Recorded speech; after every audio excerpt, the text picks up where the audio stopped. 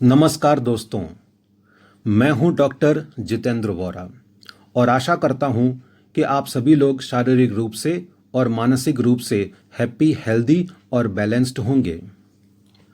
हमारे देश में और पूरे विश्व में भी जिस तरह का माहौल चल रहा है, इस माहौल को ध्यान में रखते हुए आज मैं आप बहुत सारे लोगों की फरमाइश पर आज आप सभी लोगों के लिए एक ऐसी हीलिंग की टेक्निक लेकर आया हूं जो आप बहुत ही आसानी से घर बैठकर कर सकते हैं, जिसमें एक भी पैसे का खर्च नहीं है। ज्यादातर लोगों की आर्थिक परिस्थिति जैसे कि धीरे धीरे कमजोर होती जा रही है, इस चीज को मद्देनजर रखते हुए यह एक ऐसी मेथड है जिसमें आप बहुत ही आसानी से आपकी चल रही कोई भी शारीरिक समस्या या मानसिक तनाव को बहुत ही जल्द हल कर सकते हैं। मान लीजिए कि यदि आप कोई गोलियां ले रहे हों, आपकी कोई ट्रीटमेंट चल रही हो जिसमें आप एलोपैथी या होम्योपैथी या आयुर्वेद का या उसके जैसी कोई दूसरी उपचार पद्धति का उपयोग कर रहे हों। यदि आप चाहते हैं कि आप जल्दी से जल्दी फिर से स्वस्थ हो जाएं, तरोताज़ा हो जाएं, फिर से हेल्दी हो जाएं और निरोगी हो जाएं, तो इस मेथड को आप इस्तेमाल कर सकते हैं। वैसे तो कई सालों से मैंने इस प्रक्रिया को लोगों में बांटा है और लोगों को इसमें फायदा भी हुआ है, इसलिए आज इस महामारी के इस दौर में इस उपचार पद्धति को मैं आप लोगों में मुफ्त में बांटना चाहता हूं। सबसे बढ़िया बात यह है कि इसमें कोई भी साइड इफेक्ट नहीं है और अगर कोई इफेक्ट है तो सिर्फ अच्छा इफेक्ट ही है। जैसे कि आप सभी लोग जानते हैं कि मैं एक एस्ट्रोलॉजर हूं और ज्योतिष के विषय में मैंने आज तक 42,500 से भी ज़्यादा लोगों की कुंडलियां देखी हैं, जांची हैं, परखी हैं और उन्हें मार्गदर्शन भी देते आया हूं। हजारों सालों पहले ज्योतिष शास्त्र का निर्माण करने के बाद भी आज भी यह विषय एक संशोधन का विषय है। अभी भी हर एक ज्योतिष द्वारा नए नए रहस्य उजागर हो रहे हैं। यह वीडियो देखने और सुनने वाले लोगों में बहुत सारे लोगों को यह भी मालूम होगा कि मैंने क्रोमाथेरेपी में यानी रंग शास्त्र में पीएचडी की हुई है। मैंने हमेशा दो से ज़्यादा शास्त्रों को इकट्ठा करके नया ज्ञान बनाकर उस पर संशोधन और प्रैक्टिकल करने के बाद उस ज्ञान को लोगों में बांटा है, जिससे लोगों को बहुत ही ज़्यादा और जल्दी फायदा होता है। आप सभी लोगों को मालूम होगा कि पृथ्वी सूर्य के इर्द गिर्द पूरा एक चक्कर लगाने के लिए 365 दिन और तकरीबन 6 घंटे लगाती है। इसमें ज्योतिष शास्त्र के अनुसार पृथ्वी जहां जहां से गुजरती है वहां अलग अलग 27 नक्षत्र होते हैं और इन नक्षत्रों में से गुजरते वक्त पृथ्वी पर वातावरण में हमेशा अलग एक बदलाव सा आता है। यह बदलाव कभी कभी फायदेमंद भी होता है और कभी कभी नुकसानदेह भी। इन 27 नक्षत्रों में एक नक्षत्र है मघा नक्षत्र, जो सिंह राशि में आता है। जब भी सूर्य सिंह राशि में आता है तब सबसे पहले वह मघा नक्षत्र में प्रवेश करता है। आपको सुनकर यह हैरानी होगी कि सूर्य जब मघा नक्षत्र में होता है तब वातावरण में हीलिंग की प्रॉपर्टी आती है, यानी कोई भी रोग आसानी से ठीक होने लगता है। लेकिन इसका उपयोग कैसे किया जाए, किस तरह से आप अपने शरीर को अच्छे से अच्छा और ज़्यादा से ज़्यादा हीलिंग कर सकें, इसकी मेथड मैं इस वीडियो में आपको देने जा रहा हूं। इसलिए इस वीडियो को ध्यान से सुनिए और ध्यान से इसके बताए हुए रास्ते पर चलिए। इस साल 2020 में 16 अगस्त रात को 8 बजे से लेकर के 30 अगस्त रात को 2:45 तक सूर्य मघा नक्षत्र में रहेंगे। सामान्य रूप से इस समय पर यदि आप अपने शरीर को हीलिंग करते हैं या करवाते हैं तो बहुत ही जल्दी और ज़्यादा फर्क पड़ता है। लेकिन इस समय के अंदर वापस एक छोटा सा एक और समय है जिसमें चंद्र भी मघा नक्षत्र में आएगा और वह समय है 19 अगस्त 2020 से सवेरे 4:09 से लेकर दूसरे दिन 20 अगस्त 2020 मध्य रात्रि 2:07 तक। यह जो भी समय है आपको मैं बता रहा हूं वह IST समय है, यानी भारत के समय के अनुसार है।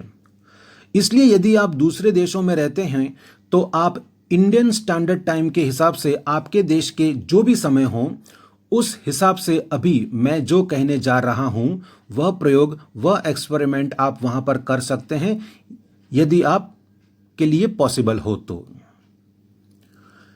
इस समय पर जब चंद्र और सूर्य दोनों ही मघा नक्षत्र में हों, तब जो बारिश का पानी आता है उस पानी को इकट्ठा किया जाना चाहिए। इस पानी में हीलिंग की प्रॉपर्टी होती है। इस पानी को पीने पर आपको जो भी रोग है उसमें जल्दी इंप्रूवमेंट होती है, आपका रोग जल्दी ठीक होने लगता है। यदि आप मानसिक रूप से कोई परेशानी से जूझ रहे हैं तो इस नक्षत्र में इकट्ठा किए हुए बारिश के पानी को थोड़ा थोड़ा करके पीना शुरू कीजिए। आपको क्या करना है और कैसे करना है मैं यह भी आपको बताता हूं। आपको एक बड़ा पात्र लेना है, बड़ा बर्तन लेना है। वो प्लास्टिक का भी हो सकता है या कोई मेटल का भी हो सकता है। इसको अच्छी तरह से साफ पानी से पहले धो लीजिए।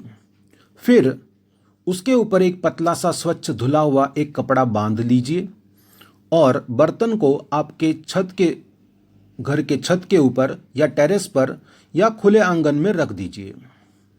यह अच्छा है कि भारत में इस समय पर बारिश चल रही है। ध्यान रहे कि जो भी बारिश का पानी आप इकट्ठा कर रहे हो वह सीधा आसमान से गिरा हुआ आपके बर्तन में गिरना चाहिए और ना कि किसी बिल्डिंग के छत के ऊपर गिरा हुआ, किसी घर के छत पर गिरा हुआ पानी आप इकट्ठा कर लें और ना ही आप किसी पेड़ के नीचे इस बर्तन को रखें। पानी की हर एक बूंद सीधी आसमान से गिरकर आपके बर्तन में ही गिरी हुई होनी चाहिए। अब इस पानी को जो अपने इकट्ठा किया है इसको कांच की बोतल में भर लें। दूसरा कोई भी बर्तन नहीं चलेगा, ना ही स्टील और ना ही कोई दूसरी धातु और ना ही कोई मिट्टी का बर्तन या चाइना क्ले का बर्तन।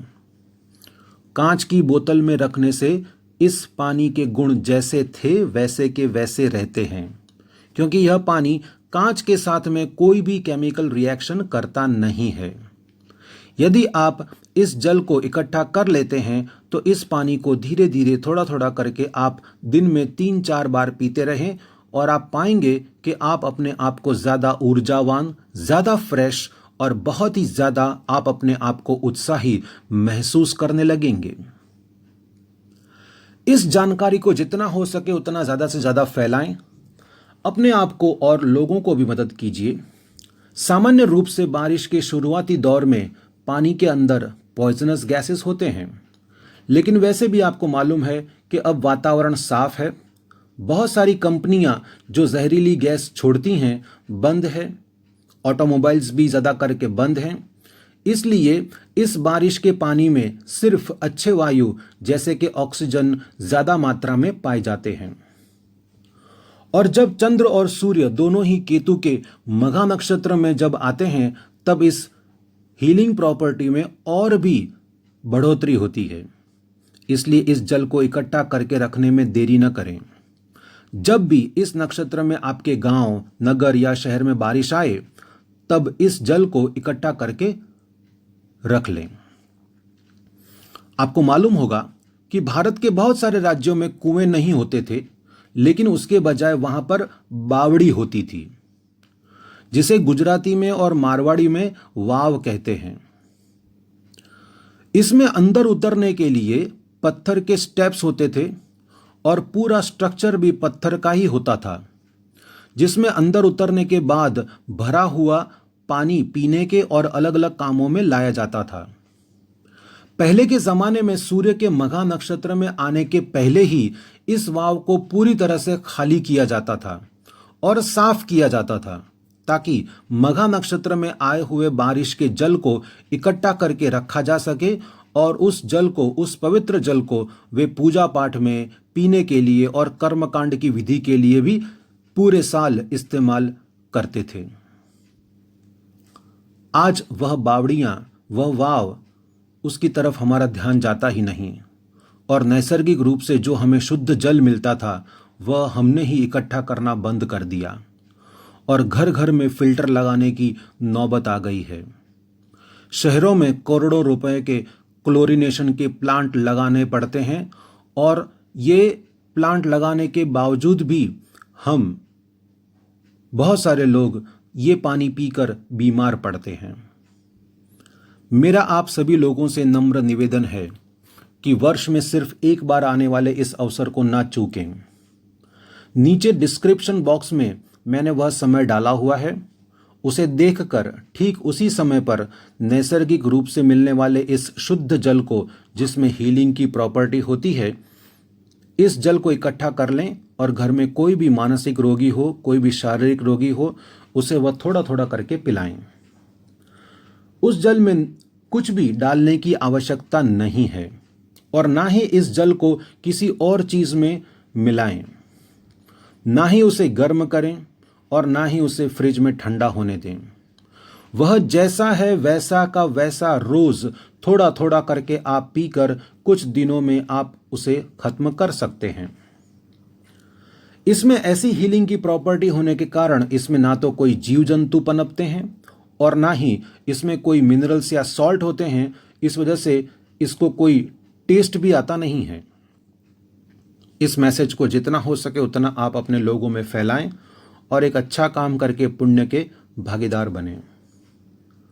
जिन जिन लोगों ने मुझसे रेकी सीखी हुई है, जिन जिन लोगों ने मुझसे क्रोमा थेरेपी सीखी हुई है और क्रिस्टल थेरेपी जिन जिन लोगों को मैंने सिखाई हुई है, वह सारे लोग इस मेथड को मैंने उन्हें क्लास में बताया तो है, लेकिन फिर भी इस जल को इकट्ठा करने के बाद इसको और भी ज़्यादा पावरफुल बनाने के लिए जो प्रक्रिया मैंने आपको सिखाई है, उस तरह से उस जल को कांच की बोतल में भरने के बाद अपने अपने तरीके से हीलिंग कर सकते हैं और उसे इंटेंशन भी दे सकते हैं, ताकि आपके उस प्रॉब्लम के लिए वह जल्द से जल्द ज़्यादा इफ़ेक्टिव हो और आपको सभी लोगों को जो चाहिए, जितना चाहिए, जैसा चाहिए वैसा फ़ायदा हो। शुभम भवतु।